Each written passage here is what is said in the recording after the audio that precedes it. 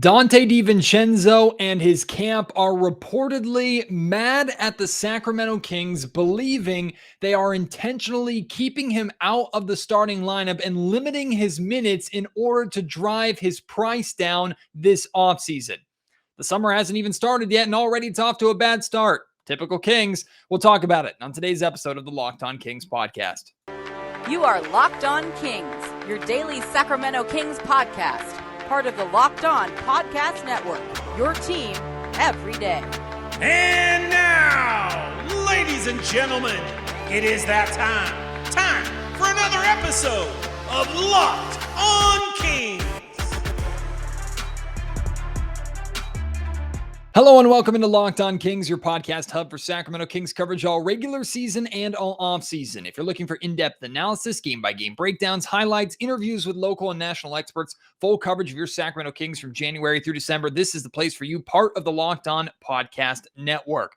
My name is Matt George. I have the privilege of being your host here. This is my 8th season covering Kings basketball, working for ABC 10 News here in Sacramento.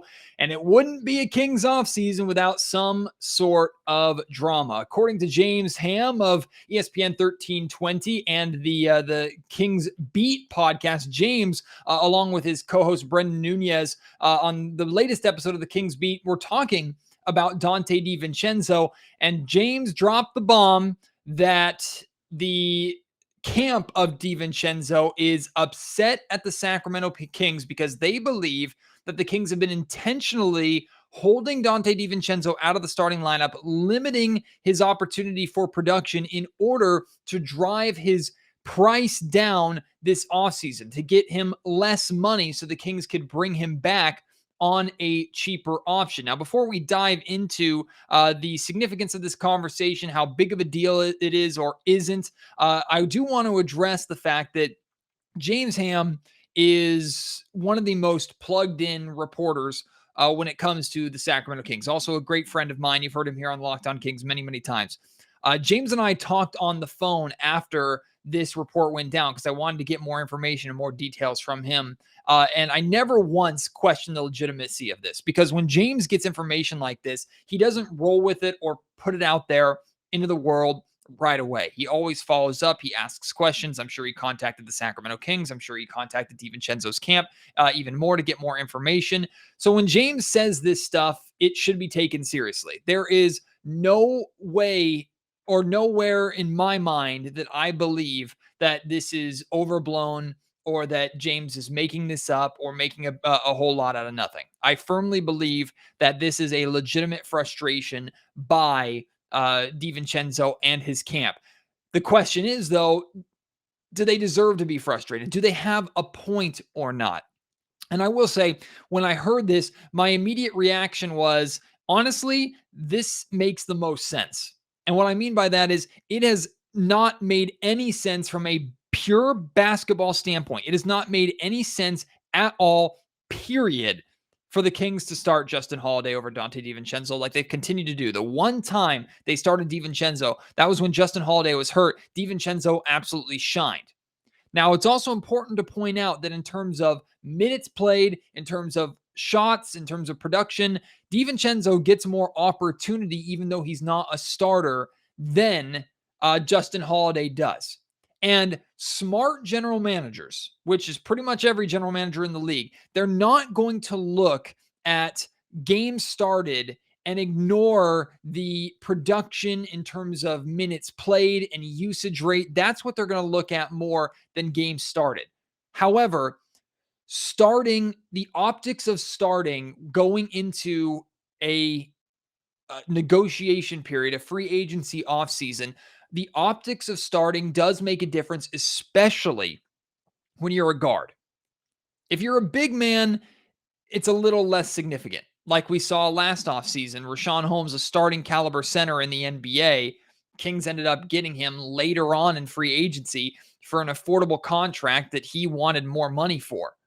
Donte DiVincenzo is a potentially starting caliber NBA 2 guard who can space the floor, even though his shooting numbers and finishing numbers are down here in Sacramento. He is coming off of an injury too, so that's important.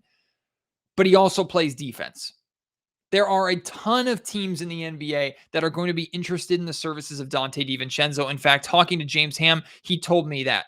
He told me there are teams that are interested in DiVincenzo, potentially willing to offer him the MLE, the mid-level exception, which is more money than the Sacramento Kings would like to pay for DiVincenzo if they can avoid it. So, by limiting his opportunity, by not starting him, maybe they convince those teams who are interested in offering the MLE that he's not worth that contract. And then maybe they offer a smaller contract, which the Kings can match and ultimately save themselves a few $1,000,000. When it comes to strategy, when it comes to spreadsheets, when it comes to money, when it comes to negotiations, I understand what the Sacramento Kings are trying to do if this is true, which I do believe it is true. I do believe that the Sacramento Kings are interested in bringing Donte DiVincenzo back for as little money as possible, and they'd be willing to do small things like this at an end of another losing season to try and maximize that. I understand strategically why you would do this. I don't blame the Kings necessarily strategically for doing this, but you also have to take into account the human element of this.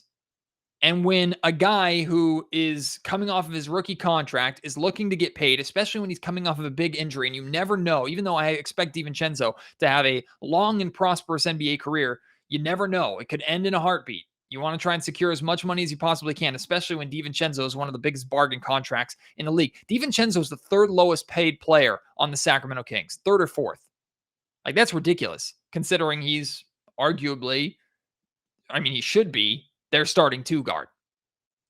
So I understand ultimately Donte DiVincenzo, of course, wanting more money. I understand the Kings wanting to try and save as money as possible and get him as cheap as possible. None of that is surprising.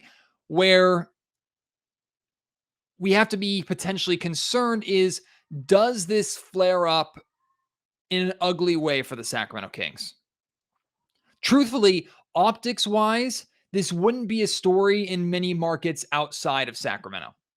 Like, because it's the Kings, and because the Kings are losers, and because it's easy to make fun of the Kings and to point out their mistakes, it's low-hanging fruit. This is a bigger story than it needs to be. If the Kings were a winning organization, and they were doing this to save money, it'd be, of course, no questions asked. Also, I imagine guys like DiVincenzo would be a little more willing to play for a willing organization, especially if they have an opportunity to be a starter. The way I look at this entire situation is this. Sacramento is one of the few places where I think DiVincenzo is going to get peak opportunity. And what I mean by that is, like I've said already on the Locked On Kings podcast many times recently, if Donte DiVincenzo is on this roster, which I expect him to be on this roster starting next season, he is the most likely candidate at this point in time to be the starting two guard. And I think he makes a lot of sense playing alongside Fox and Domantas Sabonis. Donte DiVincenzo's catch and shoot three-point percentage is around like 41, 42%.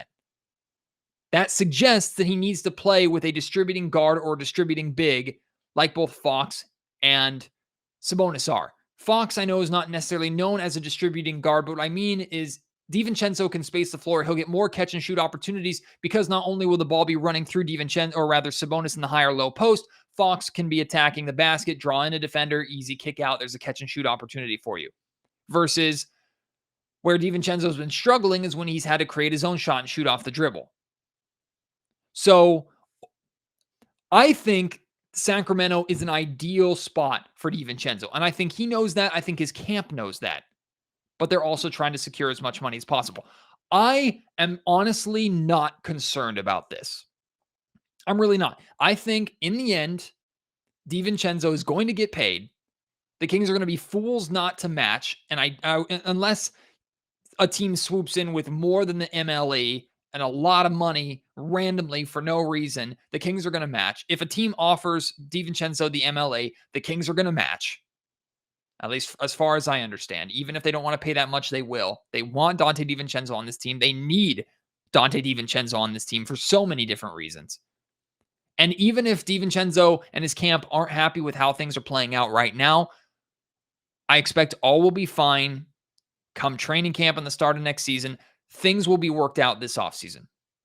Even if the Kings match a contract and force DiVincenzo to come back, as maybe frustrated as his camp might be to not get their client, let's say Chicago. I'm just using that as a BS example. It wouldn't make sense because they have Zach LaVine, so that doesn't make sense. Let's say a good team anywhere, like a playoff team, offers DiVincenzo the MLE with a chance to be either a sixth man or a starting caliber player, and the Kings match that. Yeah, you're probably not too happy going to California or staying in California where the taxes are high and playing for a team that is in the proverbial gutter and has no guarantee of actually making the playoffs for the 17th season.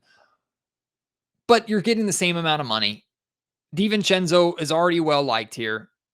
He's got a future in Sacramento. It makes a lot of sense.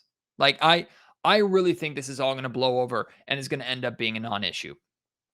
I'm really confident in that. So reading this, thinking about this, talking to James about it, unpacking it, I'm not concerned about it, although I do understand how the Kings are playing with fire a little bit. They're making an unnecessary mess out of what doesn't need to be that significant of a situation. But again, I recognize that the Kings are low-hanging fruit. And I recognize that it's very easy for anybody, an agent, a player, a fan, a media member, to look at the Kings and go, look at this, what this team's doing. This team is trying to screw over another player, is mismanaging another player here. Like, remember, Marvin Bagley's agent directly called out, insulted Kings general manager Monte McNair right before the season started. Now, that's a completely separate, unrelated issue, but it goes to show that the Kings have had public issues with player representation in the past. On top of that, McNair doesn't necessarily have the greatest reputation for the human element of basketball decision making.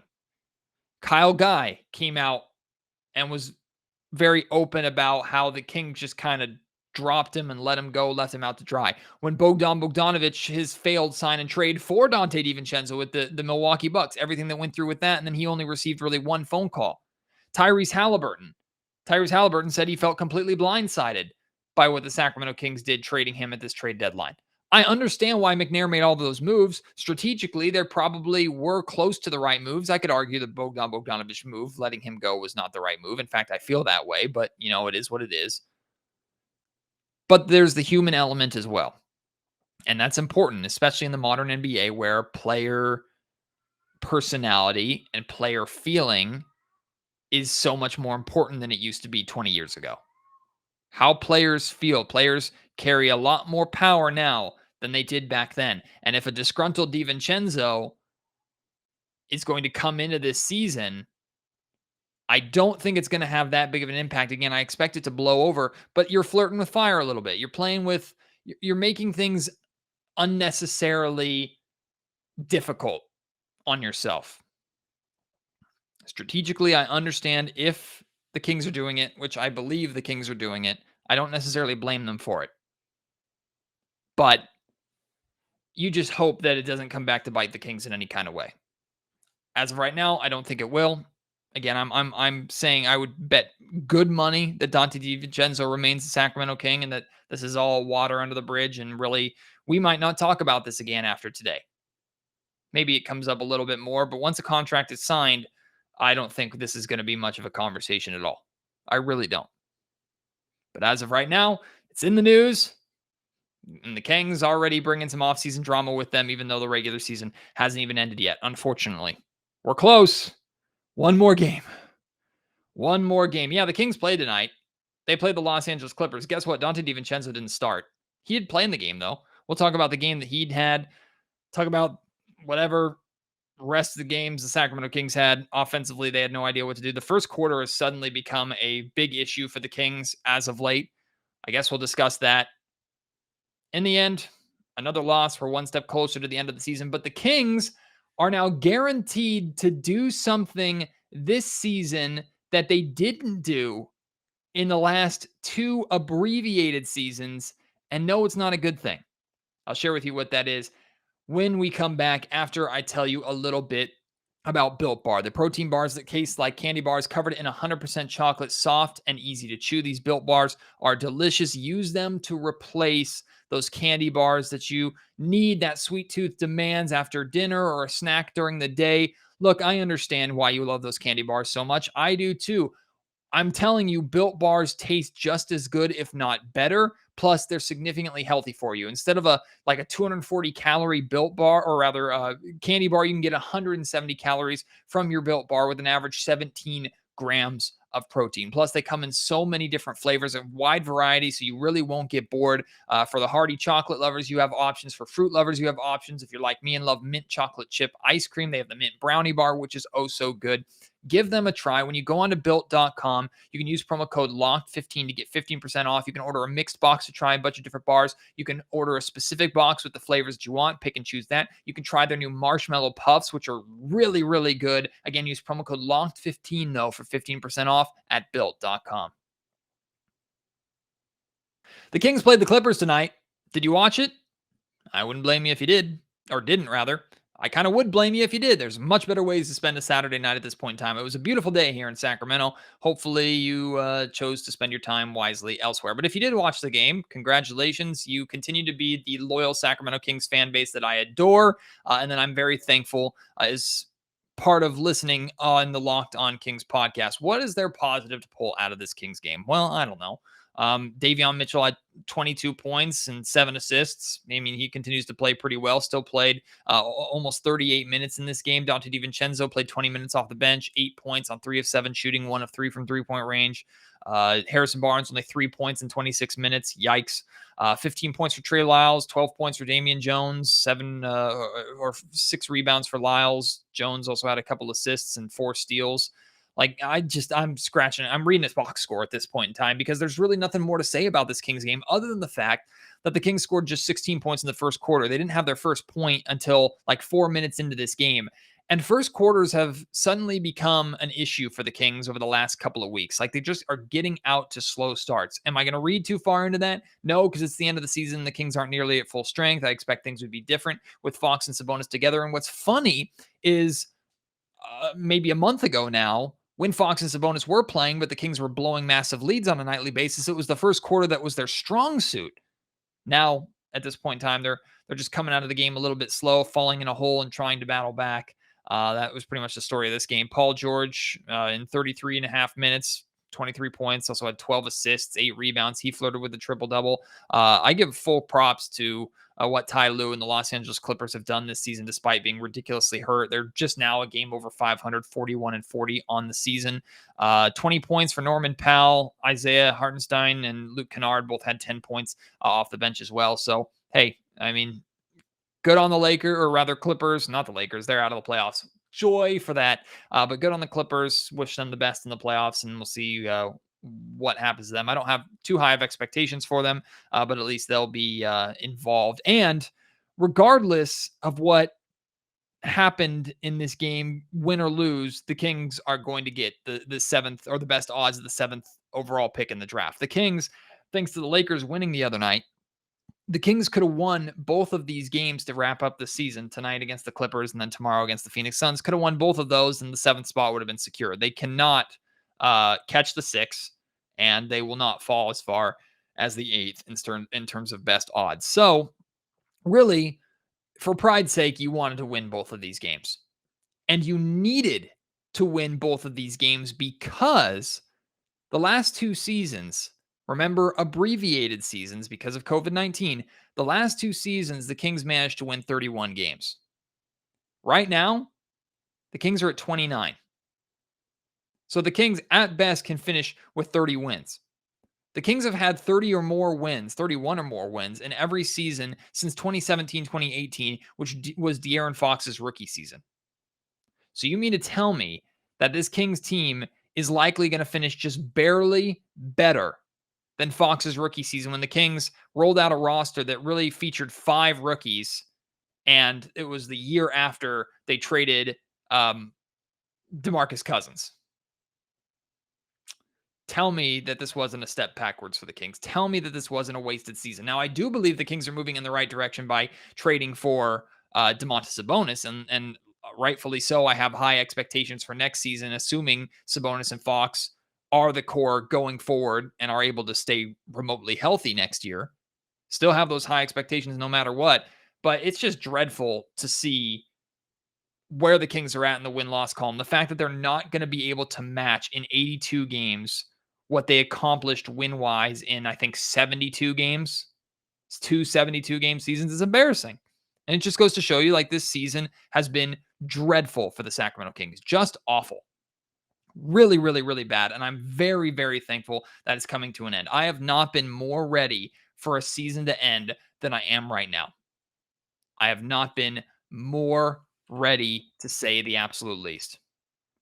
As we transition out of regular season coverage, we, of course, will look into offseason coverage, beginning, of course, with heavy draft coverage. Going to have a lot of that here on Locked On Kings. In the next segment, I'll update you on what the 7th best odds mean for the Sacramento Kings in terms of their ability to move into the top 4, get the number 1 overall pick. I'll share those numbers with you. Plus, I'll share with you what's coming on Locked On Kings before our draft coverage really kicks up, wrapping up the season. Really excited about something that I'm working on here for the podcast. I'll share that all with you coming up next. So the 7th best odds at the number 1 overall pick have been confirmed for the Sacramento Kings. And remember, they had the best chances at the 5th best odds going into their 4-1 road trip, which they started off by beating the Indiana Pacers, who do have the best odds at the 5th overall pick. Then the Portland Trailblazers did a good job losing over the last couple of weeks while the Kings went on that decent stretch. They've actually lost 10 in a row now, Portland has. So they have secured the 6th overall best odds in the NBA draft lottery. So the 7th overall best odds for the Kings, what does that mean? They have a 32% chance of moving into the top 4. Again, the way the lottery works, they have no chance of getting picked 6 or 5. They're either going to be 1, 2, 3, 4, 7, 8, 9, or I think 10 is as far as they can fall. I could be wrong there. They have no chance of getting picked 6 or 5. So if they're going to move up, they're moving into the top 4. And they have a 32% chance of that happening. In order to win the lottery, they have a 7.5% chance at number 1 overall. That's almost half of, or a little more than half of, the best odds of the top 3 picks, or the top 3 draft lottery positions, Houston, Orlando, and Detroit, with 14% each. Had they ended up in the 6th spot where Portland is, they would have had a 37.2% chance of moving into the top 4 and a 9% chance at number 1 overall. Or if they finish in the 5th spot, a 42.1% chance of moving into the top 4 and a 10.5% chance at number 1 overall. I mean, the lottery is a lottery for a reason. We've seen the Kings move from 8 to 2. So it is very possible for the Kings to move from 7 to 1 or 7 to 3 or 7 to 4 or 7 to 2. And that's what we're hoping for, of course. I still expect, and we're going to talk a lot about this during the offseason, especially after the draft lottery is finished and we know where the Kings are picking. I really expect the Kings to shop this pick heavily. And I don't expect them to do it to try and move up in the draft unless they really fall in love with the player, which I can't see that it's a likely path for Monte McNair at this point in time. But we're going to talk about that a lot this offseason. Before we get to the draft lottery coverage, before we get to the draft coverage, I am going to do a series of kind of not necessarily progress reports, but like season reviews for groups of players, individual players, general manager Monte McNair, associate head coach Alvin Gentry. We're really going to dive in and talk about each one of these big name players and then groups of players, like role players like Damian Jones and Trey Lyles, guys like that. They'll be lumped into one episode. But I have a series of these episodes coming, and the G-Man Gary Gerald is going to be my guest analyst on all of these episodes. Really looking forward to those to wrap up the season, and I want to hear your feedback, your thoughts on the players, coaches, general manager that I'm talking about. So keep an eye out for that, and I'll be sure to reference that more here on Locked On Kings once the season wraps up here. So expect that a lot coming next week. But I really appreciate you continuing to listen even at this part of the season. We've almost made it out. I want to hear your thoughts on this Donte DiVincenzo drama. Are you concerned about it? Or are you like me, expecting that everything will be fine and it'll kind of blow over? Where are you at with this DiVincenzo drama? Let me know at Matt George Sack on Twitter. You can email me, mattgeorgesports@gmail.com, or leave your thoughts in the YouTube comment section down below if you're watching on YouTube. Appreciate your support as always. If you're watching on YouTube and you haven't subscribed yet, I think 56% of the people that watch Locked On Kings on YouTube are not subscribed. So please hit that subscribe button and join the community. Get involved in Kings Talk. We have a lot of fun there. For my audio listeners, my OGs, you guys are amazing. I appreciate you. If you could leave a review of Locked On Kings, the two base places to do that. One is like Apple Podcasts, iTunes. There, not only can you leave a 5-star review, you can actually leave a custom review why you'd encourage others to listen to Locked On Kings. That really helps get this podcast out there, and that would be huge for this upcoming offseason. So if I could ask you to do that and you had the time, it only takes a couple of minutes, please do that. And then Spotify listeners, there's no custom review system unless you want to go over to Apple Podcasts or iTunes, but there is a 5-star rating. So hit 5 stars if you would. I really would appreciate that as well. Thank you so much for your support. Can't wait to have you join me tomorrow for the final game of the season. Thank God. Will the Kings reach 30 wins? Who knows? The Phoenix Suns aren't going to play anybody, and still it feels like the Kings are likely to lose that game. We'll have to wait and see how that ends up. And then we've reached the off season of drama, dreams, significance. We'll have to wait and see. But no matter what happens, we'll keep you covered here on Locked On Kings. Appreciate your support. Can't wait to have you join me on the next episode. Until then, my name is Matt George. You've been listening to Locked On Kings, part of the Locked On Podcast Network.